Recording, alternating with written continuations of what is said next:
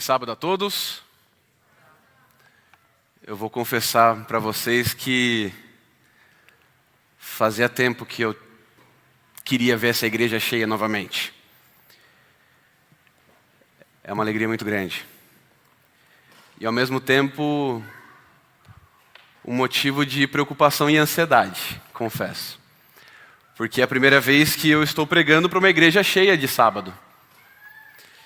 Da última vez, acabou que a pandemia, no meu primeiro sábado de pregação, deixou todos em casa.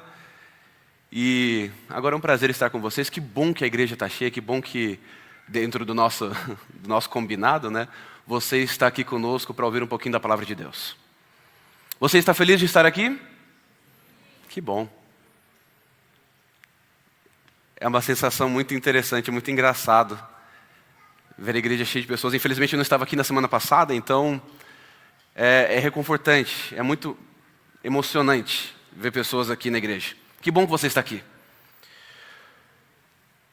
Durante a pandemia, nós tivemos vários desafios. Enfrentamos vários problemas, várias situações. Dependemos de Deus ao máximo possível e agora nós estamos aqui voltando quase à nossa situação normal. Estamos aqui para ouvir um pouquinho da palavra de Deus, estamos aqui para entender um pouquinho mais do que Ele tem reservado para nós. Vamos continuar falando um pouquinho da série O que Jesus faria. Ou melhor, o que Jesus desfaria. E uma coisa interessante é que quando o pastor Igor falou para mim da série que nós iríamos fazer no sábado, do que Jesus desfaria, eu confesso para vocês que eu fiquei desconfortável. Porque como pastor eu sinto uma certa dificuldade de falar de Jesus. Eu vou explicar para você, não fique por favor assustado. Mas é porque eu acho que Jesus ele foi tão simples, tão direto, tão compreensível na Bíblia que falar sobre Ele, refletir sobre os seus ensinamentos, às vezes eu não consigo nem me sentir muito digno, mas eu estou aqui para falar um pouquinho da palavra de Deus com você. O que Jesus tem desfeito na sua vida durante essa pandemia? O que Jesus tem desconstruído na sua vida durante esse tempo em que nós ficamos afastados? O que Ele desconstruiu e o que Ele construiu para você? Essas reflexões elas são importantes na nossa vida porque nós crescemos com os desafios, nós crescemos com o que acontece ao nosso redor, nós crescemos muito nesse ano de 2020 e hoje nós estamos aqui para aprender um pouquinho mais do que Jesus pode desconstruir na nossa vida. Mais uma vez, que bom que você está aqui, que bom que você que está nos acompanhando também, está nos acompanhando pela internet, você é o próximo para vir aqui para a igreja, faça a sua inscrição na próxima também. A mensagem de hoje ela é uma mensagem destinada a um público específico. Muitas vezes nós vamos para a igreja para aprender a levar a mensagem que nós recebemos aqui dentro para fora. Até porque essa é a nossa missão, não é verdade? Somos um povo de Deus, somos a igreja verdadeira, somos o Israel espiritual. Estamos aqui para aprender a levar a mensagem de Deus ao mundo. Tendo a noção da nossa missão, de levar a mensagem a todo aquele que nele crê, levar a mensagem até os confins da terra, eu quero fazer algumas comparações com vocês. Algumas reflexões. Somos o povo de Deus, certo? Ok. Se somos o povo de Deus, logo somos escolhidos para cumprir uma missão. Se somos o povo de Deus, logo nós devemos lembrar que estamos em uma grande guerra espiritual entre Deus e Satanás.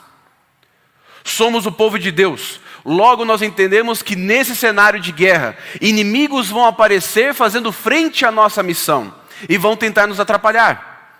E já que nós somos o povo de Deus, nós devemos entender que nós vamos enfrentar oposições nas diversas frentes de batalha. Assim como o povo de Israel enfrentou diversos desafios enquanto era o povo oficial de Deus.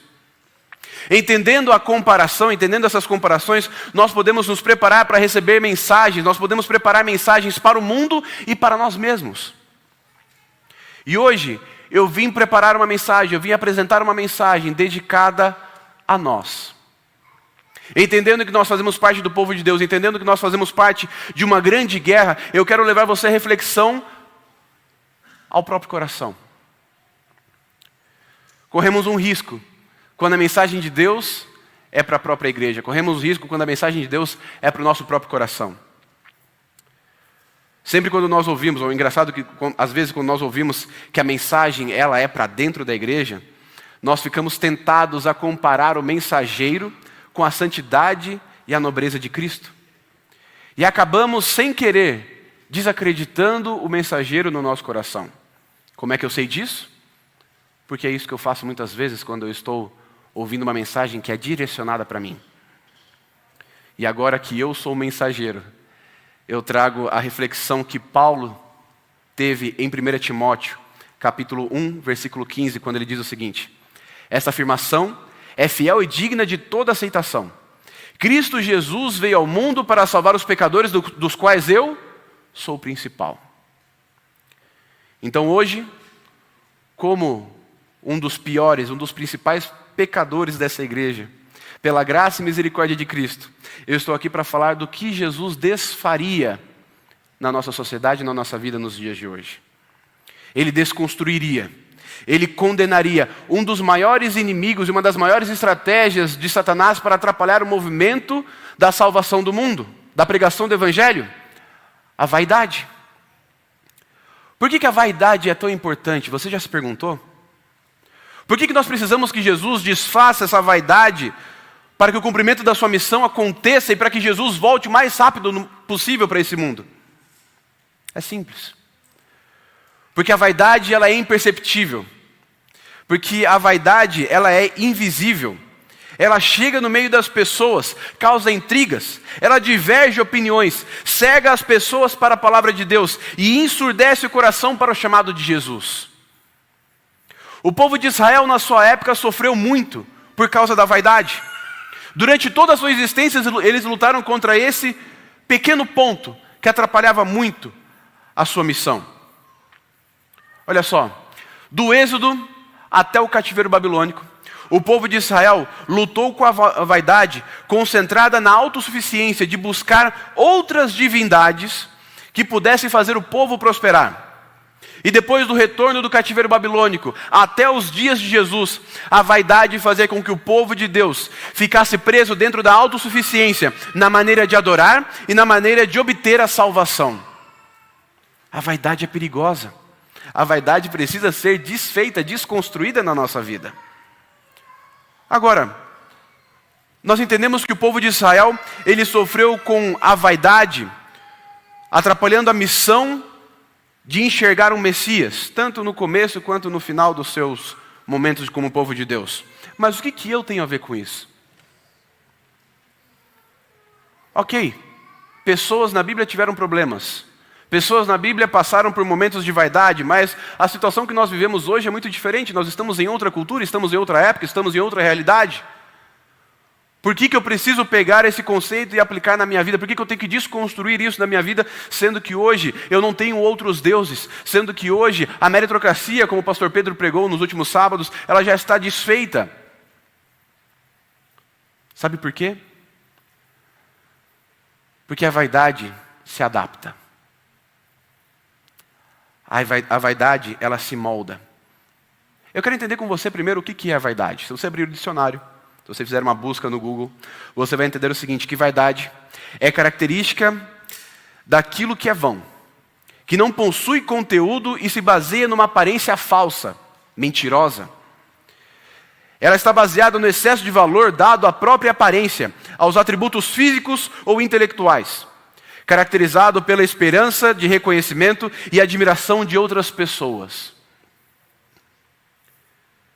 Trazendo uma reflexão para nós, a vaidade ela tem sido uma estratégia de Satanás, que se adapta ao tempo, ao povo e à realidade para impedir a missão de levar a mensagem do Evangelho. Mas eu quero deixar bem claro hoje, meu objetivo aqui não é apontar a sua vaidade ou a minha vaidade. Meu objetivo aqui é mostrar como ela funciona e qual é a opinião de Jesus sobre esse assunto. Para isso, eu gostaria que você abrisse, por favor, a sua Bíblia em Mateus, capítulo 12. Evangelho de Mateus, capítulo 12, por favor. E enquanto você abre a sua Bíblia, eu quero lembrar que Jesus, quando esteve nesse mundo, teve muitos desafios. lendo a Bíblia muito rápido, nós passamos pelos desafios, passamos pelos problemas em questão de minutos ou segundos. Mas Jesus vivenciou cada problema assim como eu e você vivenciamos os nossos problemas no dia a dia. Enquanto Jesus estava nesse mundo, ele teve que lidar com pensamentos diferentes. Ele teve que lidar com opiniões diferentes, com maneiras de ser religioso diferentes.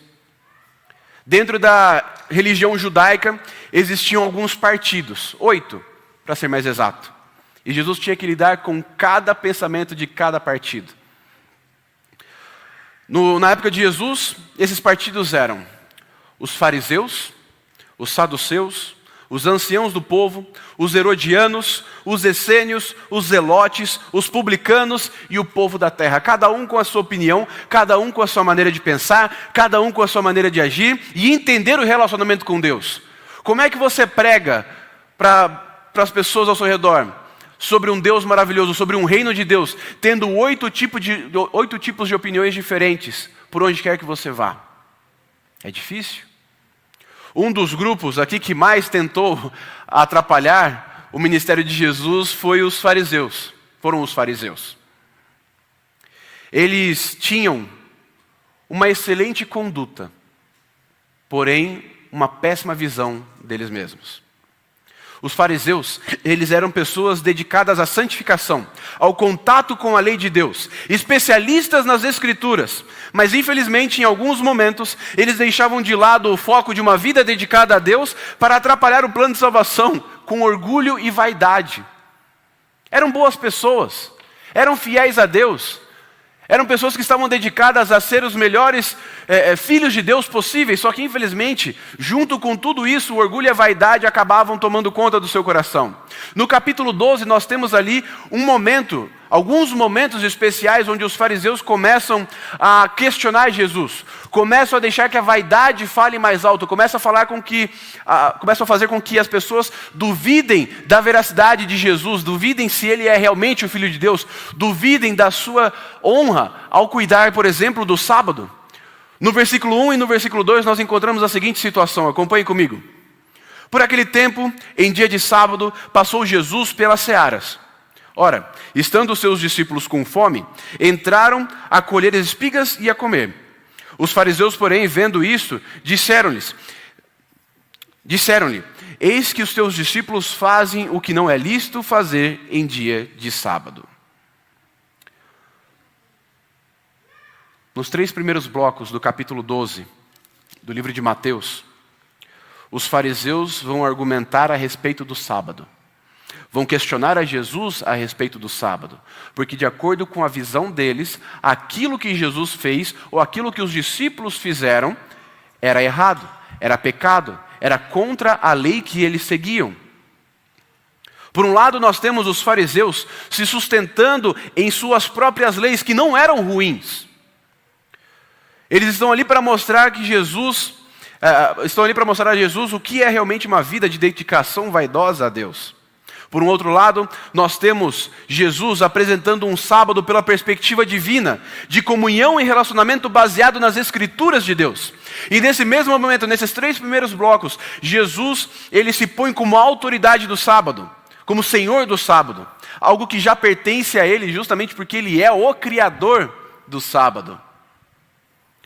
Uma coisa interessante é que quando nós vamos trabalhar o relacionamento de Jesus e os discípulos, nós entendemos que Jesus ele não desconstrói a maneira deles guardarem o sábado. Perceba isso. Jesus não fala que eles estão errados em seguir aquelas diversas leis que eles tinham. Jesus não desconstrói o segmento da lei. Ele desconstrói a vaidade em usar a lei, usar esse tipo de prática como parâmetro para relacionamento e comunhão, sendo que existem outras boas maneiras e outras boas ações para se realizar a comunhão com Deus nesse dia especial. Jesus não desconstrói a maneira de se praticar, ele desconstrói o orgulho da prática. Jesus não ataca aquele que segue o mandamento de Deus e nem desconstrói o mandamento de Deus. Aquele que segue o mandamento de Deus da forma correta é até incentivado. Ele repreende aquele que usa e guarda o mandamento para obter glórias próprias. O que me leva a crer que Jesus faria o mesmo se ali estivesse um liberal, que utilizasse a sua maneira de guardar o sábado para montar um parâmetro a ser seguido. Jesus não ataca o seguidor fiel. Ele ataca o fiel vaidoso. O foco de Jesus, no capítulo 12 e no capítulo 13 do livro de Mateus, é a vaidade. A Bíblia vai separar alguns momentos nesse capítulo 12. Aqui nós temos os primeiros 3 blocos falando sobre o sábado, e a partir do versículo 22 do capítulo 12 do Evangelho de Mateus, os estudiosos vão apresentar que Jesus começa a desconstruir a vaidade e a construir o relacionamento com Deus em um único dia. Ok? Então, preste atenção. De Mateus capítulo 12, versículo 22, até Mateus capítulo 13, versículo 58, tudo passa em um dia. Jesus agora vai sentar e vai começar a trabalhar o assunto. Vamos entender como é que essa história toda começa. Acompanhe comigo. Mateus capítulo 12, versículo 22 até o 29, por favor, para nós entendermos o contexto do que nós vamos conversar. Então, lhe trouxeram um endemoniado, cego e mudo, e ele o curou, passando mudo a falar e ver. E toda a multidão se admirava e dizia: é este porventura o filho de Davi? Mas os fariseus, ouvindo isso, murmuravam: este não expele demônios, senão pelo poder de Belzebu, maioral dos demônios.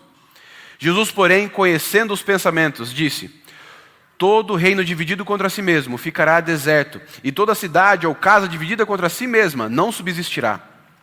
Se Satanás expele a Satanás, dividido está contra si mesmo. Como, pois, subsistirá o seu reino? E se expulso os demônios por Belzebu, por quem expulsam os vossos filhos?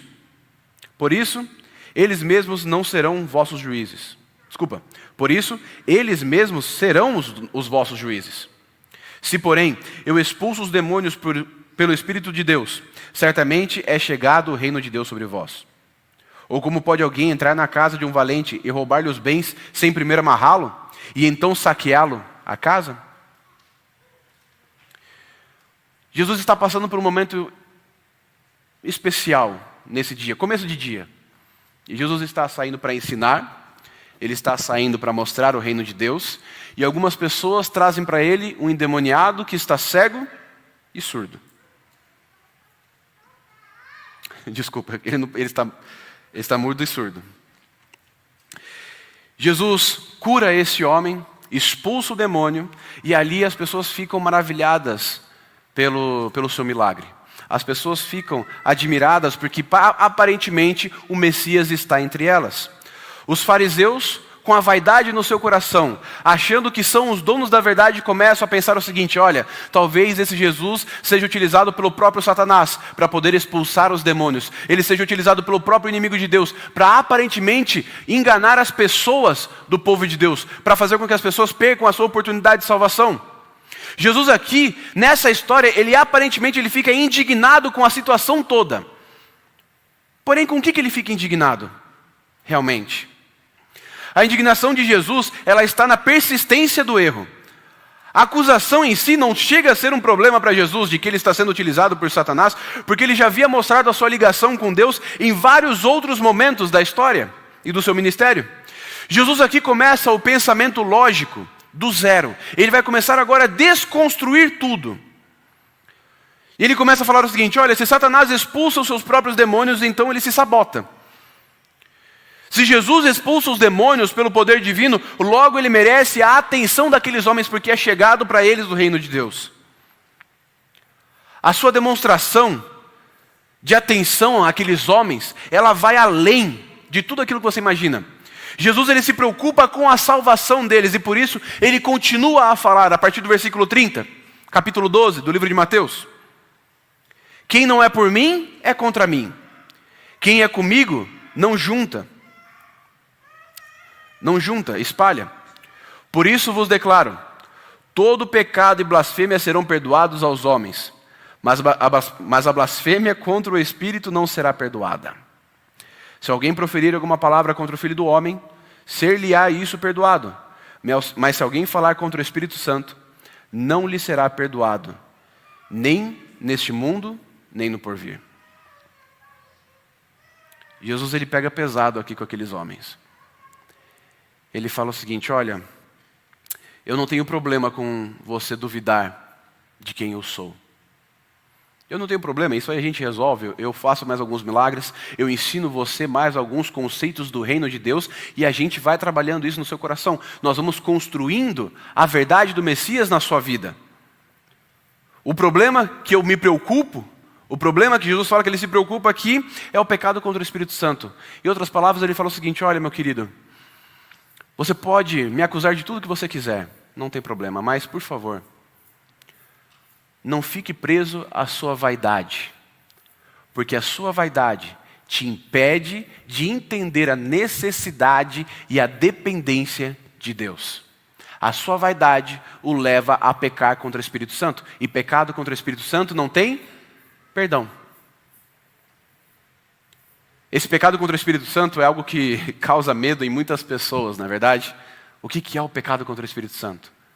É nada mais, nada menos do que você abrir mão da possibilidade de perdão. E aqui fica até uma dica: se você acha que você já cometeu o pecado contra o Espírito Santo, fique tranquilo, que se você está se perguntando isso agora, quer dizer que o Espírito Santo está trabalhando na sua mente.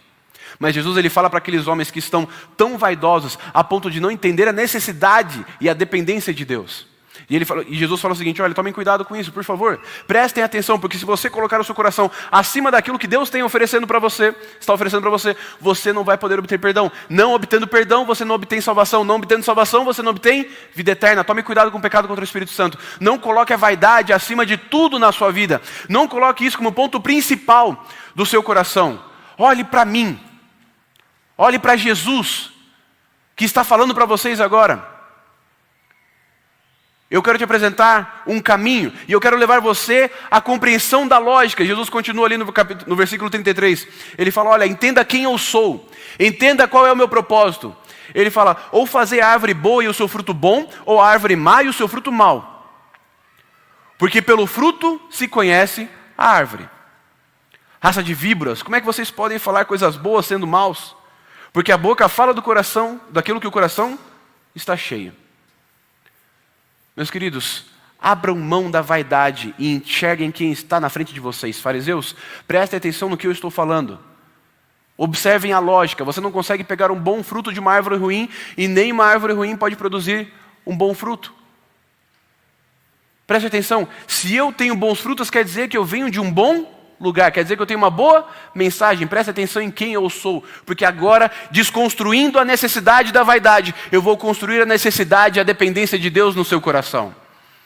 A Bíblia conta no capítulo 12 do livro de Mateus que aqueles homens argumentam um pouco mais com Jesus, mas acabam encerrando a conversa por ali. Abra sua Bíblia, por favor, no capítulo 13. Uma página para frente. A partir desse momento, depois dessa conversa pela manhã, a Bíblia conta no versículo 1, que naquele mesmo dia, saindo Jesus de casa, assentou-se à beira do mar. E grandes multidões se reuniram perto dele, de modo que entrou no barco e se assentou, e toda a multidão estava de pé na praia. Logo após de desconstruir a necessidade de vaidade, mais para frente do dia, Jesus fala o seguinte: vamos então começar a instrução. Vamos então começar a construir a verdadeira dependência de Deus. E a Bíblia conta que Jesus começou. E de muitas coisas lhe falou por parábolas. Dizia: eis que um semeador saiu a semear. No capítulo 13 do livro de Mateus, nós entramos agora numa sequência de parábolas que vão explicar a dependência do reino de Deus, a dependência da salvação através de Jesus. Saiu um semeador a semear. Já ouviu essa parábola antes? A famosa parábola do semeador. Antes de mais nada, antes de lermos a parábola, nós precisamos entender uma coisa já de início. Quem é o semeador? Jesus. Entendendo que o semeador é Jesus, vamos seguir. No capítulo 4 em diante, diz que ao semear, uma parte caiu à beira do caminho, e vindo as aves, a comeram. Outra parte caiu em solo rochoso, onde a terra era pouca, e logo nasceu, visto não ser profunda a terra. Saindo, porém, o sol a queimou, e porque não tinha raiz, secou-se. Outra caiu entre os espinhos, e os espinhos cresceram e a sufocaram. Outra, enfim, caiu em uma boa terra e deu fruto, a 100, a 60 e a 30 por um. Quem tem ouvidos para ouvir, que ouça. Uma parábola tão simples, com algo tão comum, tinha significados tão importantes. Jesus utiliza uma referência que todos conhecem, de um homem que semeia o campo para obter o fruto. Provavelmente muitos deles estavam passando por esse processo de semeadura. E Jesus fala isso, que um homem sai a semear. E aqui entra uma parte muito interessante da Bíblia, porque eu não preciso explicar o que significa essa parábola. Eu não preciso fazer uma exegese, eu não preciso fazer muitas análises do que esse texto significa, do que essa parábola significa, porque o próprio Jesus já dá a explicação do que ela significa. E se você acompanhar comigo a Bíblia um pouquinho mais para frente, a partir do versículo 19, nós vamos entender então o que cada semente significa nessa grande parábola. No versículo 19, nós vamos entender as sementes que são deixadas pelo meio do caminho. E a Bíblia começa ali falando o seguinte: a todos que ouvem a palavra do reino e não compreendem, vem o maligno e arrebata o que lhes foi semeado no coração. Este é o que foi semeado na beira do caminho. As sementes levadas pelas aves, elas são as pessoas que não dão atenção à palavra de Deus, que não têm o seu coração aberto para entender a necessidade da salvação. Elas poderiam até dar bons frutos, mas não estão abertas à oportunidade que Jesus está oferecendo. Estão fechadas para a incrível oportunidade de serem transformadas. No versículo 20 e 21 diz o seguinte: o que foi semeado em solo rochoso, este é o que ouve a palavra e recebe logo e com alegria, mas não tem raiz em si mesmo, não tem raiz em si mesmo, sendo antes de pouca duração. E lhe chegando a angústia ou a perseguição por causa da palavra, logo se escandaliza. A Bíblia conta que as sementes do solo rochoso são as pessoas que até entendem a palavra de Deus, entendem a necessidade de renunciar ao eu, de abrir mão da vaidade, a da autossuficiência, mas não investem em estrutura para se permanecer de pé em meio à dificuldade. Elas acabam falhando no meio do caminho, não conseguem permanecer de pé no desafio. No versículo 22, o que foi semeado entre os espinhos é aquele que ouve a palavra de Deus. Porém, os cuidados do mundo e a fascinação das riquezas sufocam a palavra e fica infrutífera. A pessoa que se compara à semente que cai no meio dos espinhos é a pessoa que entende a necessidade de Deus. É a pessoa que vai para a igreja, é a pessoa que vai para o encontro com Cristo. Mas, por decorrência da sua vida religiosa, por decorrência de alguns outros hábitos, acaba desenvolvendo uma vaidade, acaba desenvolvendo algo que vai sufocar a sua espiritualidade e vai afastar o seu coração de Deus. Mas agora nós temos uma boa notícia. Mas aquele que foi semeado em boa terra é aquele que ouve a palavra e a compreende. Este frutifica e produz a 100, a 60 e a 30 por um. Essa parte em que Jesus fala que produz a 100, a 60 e a 30 por um, são grandes e maravilhosas e boas colheitas que você podia obter naquela época. As pessoas que produzem a semente que produz esse bom fruto, são aqueles que abrem mão do eu, abrem mão da vaidade, negam o mundo e aceitam a salvação. Deixa eu fazer uma pergunta para você hoje. No que você tem depositado a sua salvação? No que você tem depositado o seu relacionamento com Cristo? O seu futuro de ir para o céu? Em que momento dessa parábola você se encontra? Em que parte do caminho você se encontra depois que o semeador lançou a semente no seu coração? Que tipo de solo tem no seu coração? Você tem sido negligente à palavra de Deus?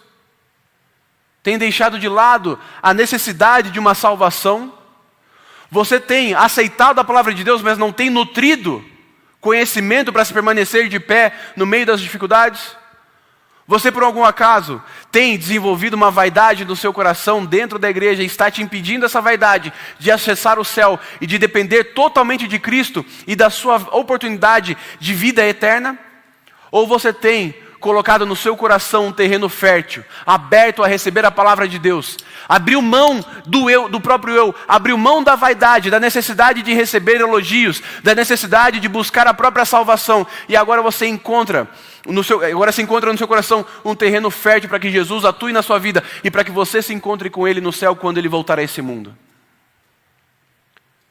Jesus abre um leque de possibilidades, mas somente uma te leva para a vida eterna. No que você tem colocado a sua salvação?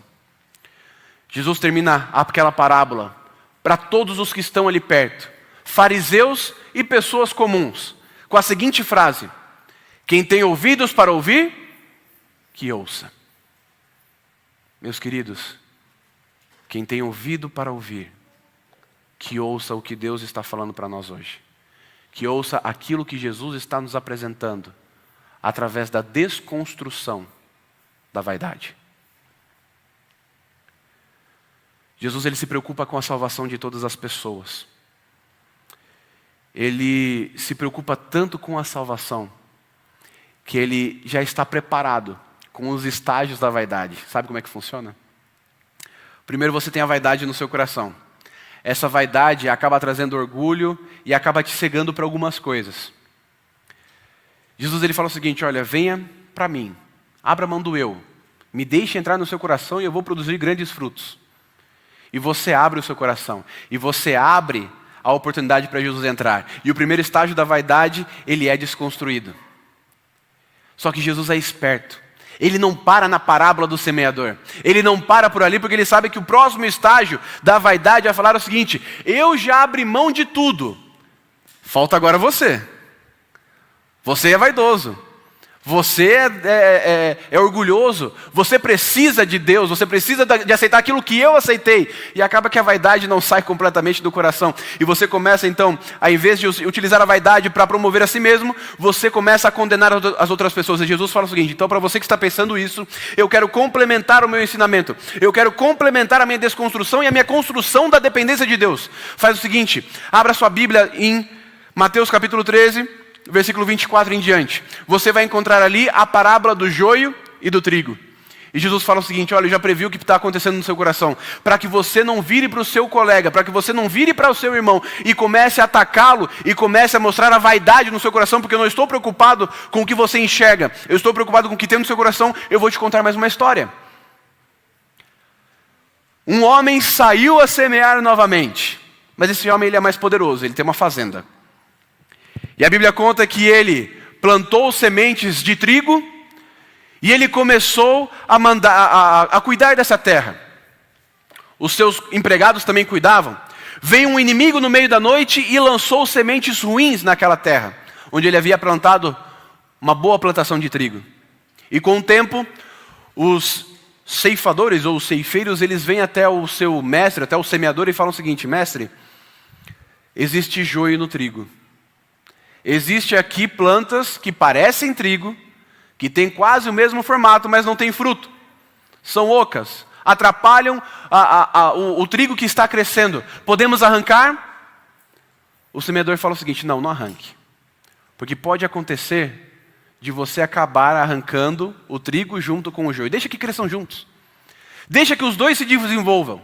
E no final, quando nós fizermos a colheita, nós vamos separar aí sim o joio do trigo. O trigo será aproveitado e o joio será queimado. Fique tranquilo, tudo vai se resolver. Jesus explica essa parábola também. Ele fala o seguinte: em primeiro lugar, o semeador é Jesus. Quem são os ceifeiros?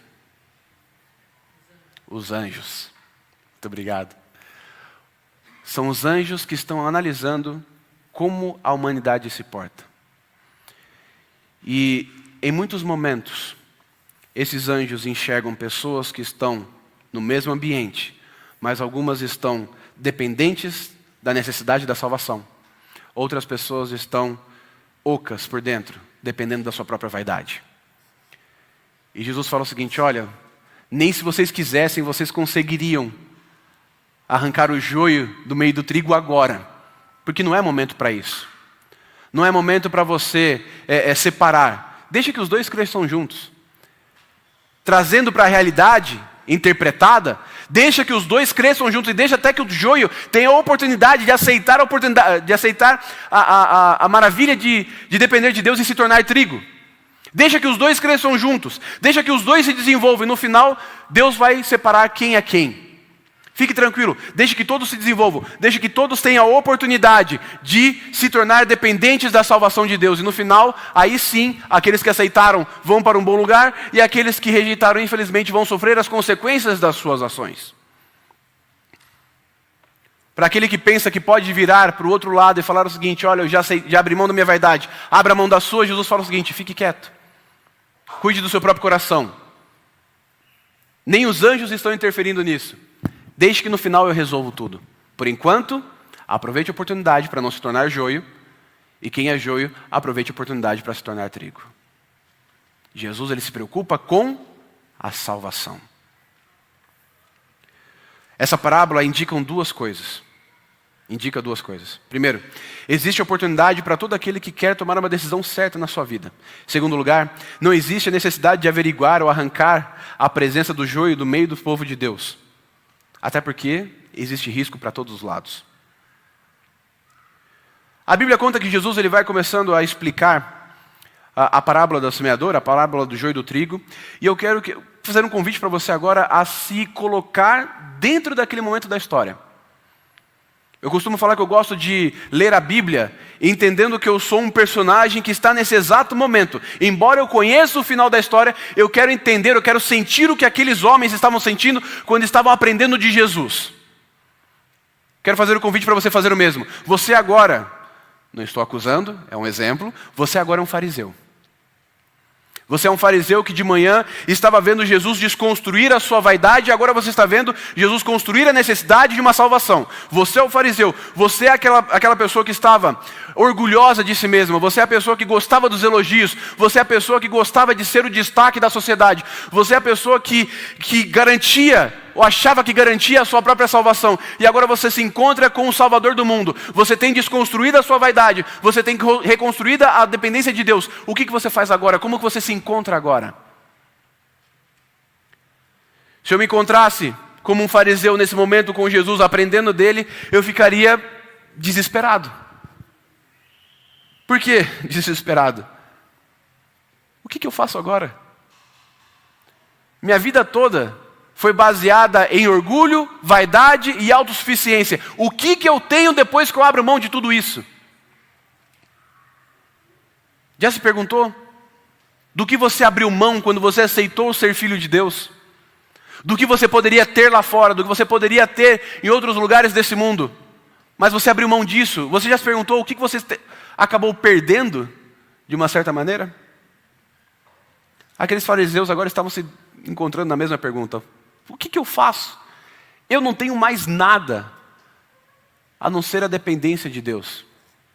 É como se eu abrisse mão de todos os meus bens e dependesse apenas de uma semente. Uma pequena semente na minha vida de esperança e fé de que Jesus pode transformar. Espera aí, uma semente e fé? Jesus fala sobre isso? Mateus capítulo 13, versículo 31, fala em outra parábola que Jesus lhes propôs dizendo: o reino dos céus é semelhante a uma semente ou um grão de mostarda, que um homem tomou e plantou no seu campo, o qual é verdade, a menor de todas as sementes, e crescida a maior de todas as hortaliças. E se faz árvore, de modo que as aves do céu se aninhem em seus ramos. Jesus fala o seguinte: perdeu tudo? Não tem mais nada?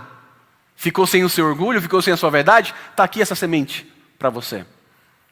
É uma pequena semente de fé. É uma pequena semente de dependência de Deus, de aceitação da salvação. Pega e planta no seu coração. É só isso que você vai ter.